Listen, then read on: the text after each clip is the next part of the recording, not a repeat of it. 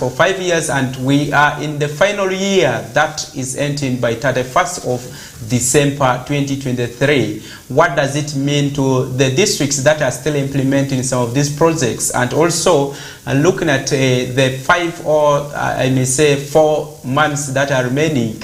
What can we do within this period, and also how best can we bring back the local contractors that we have built their capacities over the 5 years to really continue with this kind of projects in order to ensure that quality is realized, but also looking at the issues of sustainability of these projects.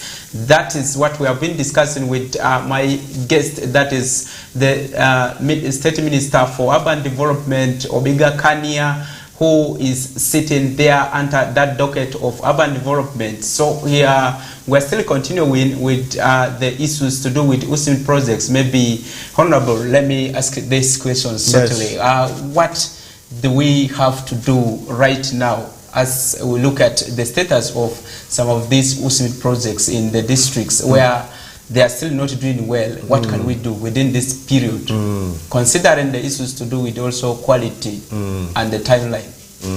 Yes. Really, from our experience of the projects that were visited and the way these projects progress, a number of the projects which have not even been finished are above 50%. And the most difficult period is always that period when you work on that time of 50%. Because there, for example, if it is a road construction, you are really removing the ground level, you are setting up, you are bringing the various elements to meet together. The 50% left can always be done much faster than the remaining 50%. So we think with good work supervision and good planning, even the projects which have not been completed can be completed in the remaining, let me say, 4 months. Let's say now 3 months. Because by the 31st of December, they must be must be finished. And with the quality. It will be unfortunate if they don't finish them. Of course, if they don't finish them within that period, we'll withdraw it and we'll have to look for other resources to finish it. And the punitive actions will be taken against those contractors.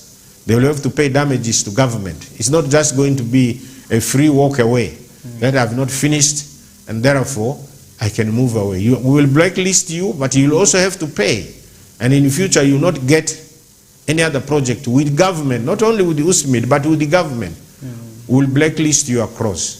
So we think with the strict supervision, we could achieve the quality, and in the next 3 years, we should be able to finish. And that's why I am going to take a personal responsibility to move around to all these projects in West Nile in the next, as I said, 2 weeks. And thereafter, my technical team will also come and have discussions with the entities. We are going to encourage the technical supervisors, particularly the engineers, not to spend time in the offices. Assess these people on a daily basis, so that if they cannot, and there is a contractor who is on standby, and we've got the liquidation period. If somebody is already covered, in the contract, we will put a liquidation period. If we extended it to you, for example, up to August, and you have not finished, we'll give you 100 more days while we're deducting our money from the bonds that you have put with us. And we can use that bond to engage somebody to start on the project. Finally, after the 31st, if the work is significantly finished, we still have 6 months of the defect period, which can be used to finish the rest of the small defects which might be there. But our target is that by the 31st, everybody must have finished. and it can be done. Okay. Yes. Right. For example, if it is buildings, they've already got the foundations, they've already got the walls up. Really what is left are what we will call the finishing parts, which you can work day and night and be able to finish. And it will be to the advantage, particularly of the local contractors. This is my warning to them. If you want to make money in the future, make sure you finish. Make sure you do a good work.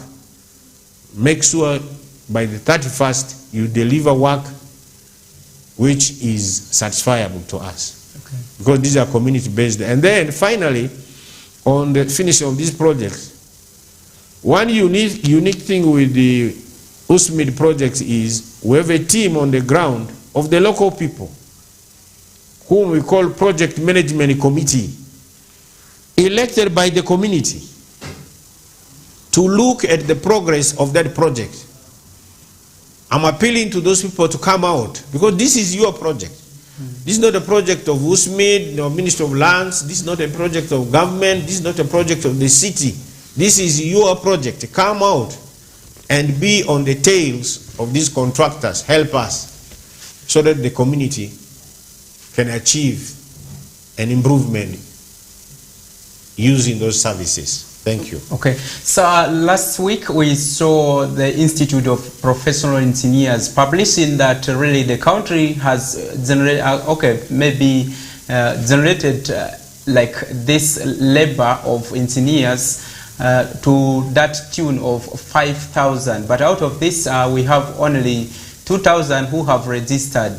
Those are certified ones. Maybe how do people really source this kind of engineers who work in these kind of sites? Because we have seen the outcry of the community in relation to the quality of works that have been done. One of these is the the former Arua Municipal Council Hall, that right now if you go there you cannot really appreciate the flow.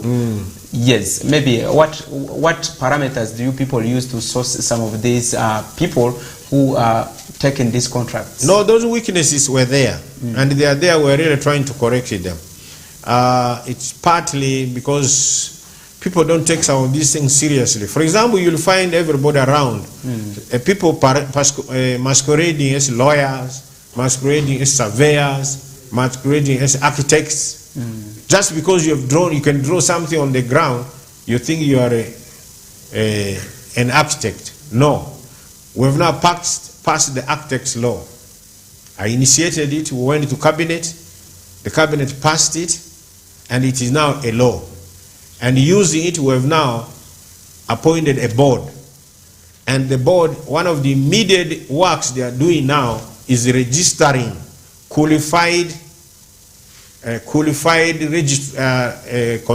architects.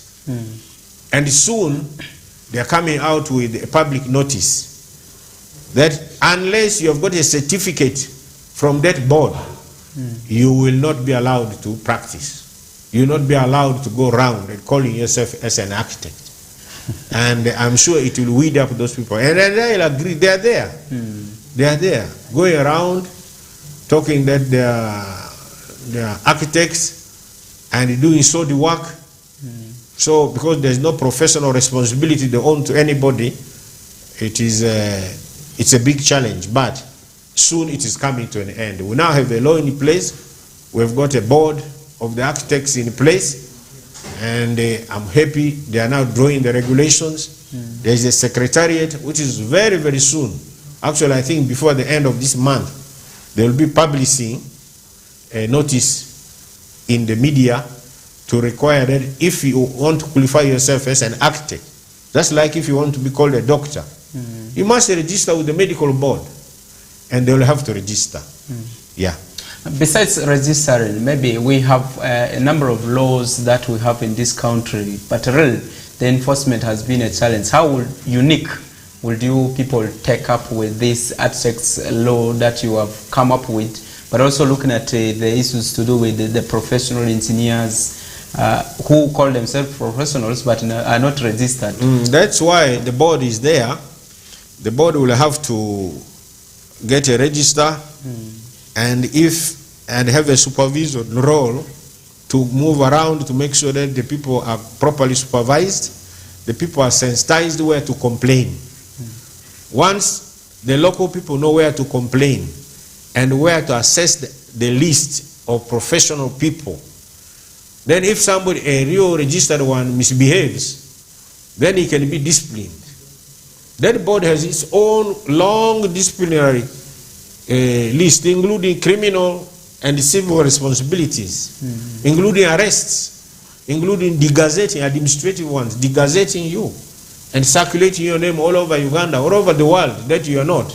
You are a masquerader. So I think if we enforce all these implementation mechanisms with the law, we should be able to minimize. I'm using the word minimize because criminals have always existed in life. Criminal all over. Yes, there are people, one or two, who also want to do bad things. But if we minimize it significantly, I think we should be able to protect our people. Okay, coming back to these issues of USMID, maybe I would ask you in a few minutes to summarize with the issues to do with what is the fate of the growth, the progress of this project, like the idea of USMID. How do we think this will improve? Like you said, you are going to change the name, but also how do you think some of the components that were really much like donor funded, or maybe donor funded or other partners funding them, how do you think best we can sustain as Ugandans this project to continue without even any other external support? Yes. Yes. As I said, this is USMID, or whatever we call it, UCHMID, Uganda Cities and Municipal Infrastructure Development, whatever we'll call it, by whatever name, is now an institutional idea. It is something to stay. Because we are creating cities. Our people are going to the cities. They are going to the municipal areas. They are going to the trading centers. Actually, before we even talk of the cities, we must talk of the concept of urbanization. Urbanization. The world is going, look at how many of our people are now looking in those small areas you call trading centers. Those are the future cities. They are the future municipalities. So that idea is not part of government. It is something that must be addressed specifically in relation to the provision of services. The local governments are there for the administrative and governance. They will continue with their area of governance, making the laws, electing leaders, sensitizing the people, and so forth. But the actual provision of services, additional provisions, must continue in this concept. Therefore, it is imperative that government will have to budget in the national budget. We will have to find a budget, just like we fund for water, we find for the environment. These are new ideas. For example, the environment. People thought there's nothing, you don't need to do anything about the environment. But now the environment is the issue. And government has to budget for that. Similarly, USMID, where people are rushing to stay, you have to have proper services. If you have to avoid criminality and so forth, will have to be funded. And the funds from the World Bank and any other agency that we will borrow are merely a starting point. So it must be mainstreamed in the financing programs of government. That's my hope. And that is really my idea. Like I said, of course we will continue to get support from whomever we can. World Bank and many other international agencies who are willing to support this idea. So we do not want to narrow it down to say USMID is a World Bank idea and it must remain that. No, we've taken it away from that concept. It is now a mainstream activity within government. Okay. Yes. All right, if you can put your closing remarks as we went up with this discussion on the USMID projects in Uganda. So thank you very much. My my parting word is really an appeal to the contractors who have won these projects in these areas to start working night and day and deliver the services, quality services in time. It is for your own benefit because it is like a certificate of what you can do, and that certificate will be used for you to earn more money, more contracts in the future. Secondly, I appeal to our people. This is a noble idea. Don't leave it only to the contractors. Let us all get involved. The local governments, get interested in that bridge. Give us reports. Get interested in that health center, which we are doing, that playground, that market. Look, that's where you will sell your products. You now have got what you call PDM, Parish Development Model. You're going to grow so many things. Where are you going to take them to sell? This is one of the easiest ways of getting money, of monetizing our economy. So get interested and make sure that project is finished in time, and if it is not finished, give us a feedback and we shall come there and work with you. Finally, the community, apart from the community and apart from the concept of USMID, I want to assure you this concept of USMID has come to stay. The country is urbanizing at the rate of 5.2%. 5.2% of our people whom produce every year in Uganda, they are staying in urban areas, those trading centers. They need good toilets, they need good planning. So the element of physical planning in our small way, where the roads should pass, where people should not build, where toilets should be put, this must be a must. And we must all practice it at our homes. I thank you very much for listening to me. Let's go and work. All right, that has been from my guest, the Right Honorable, I meant the member of Parliament for Terego East constituency, who is also... Instead, you talked about my name. My name is Obiga Mario Kania, but if you feel comfortable, if you say Obiga Kania, that's good enough. Because you edited it recently, so I was...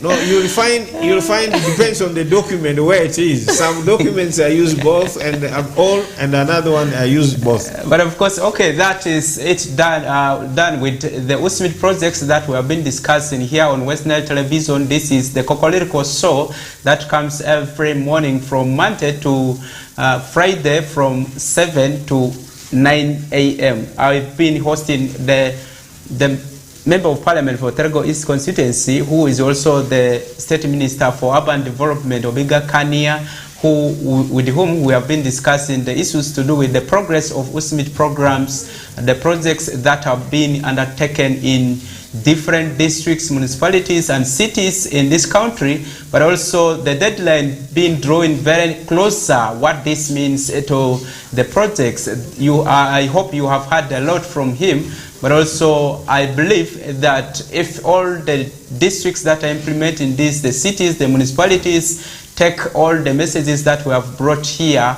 at West Nile Television and discussed it in this hour, seriously, we hope that we'll be getting the fruits of these projects very, very vibrant in most of the areas where these are being implemented. Up next, we'll be having the news in Lubarati with Feta Emmanuel, and I'm out of the studios. Thank you.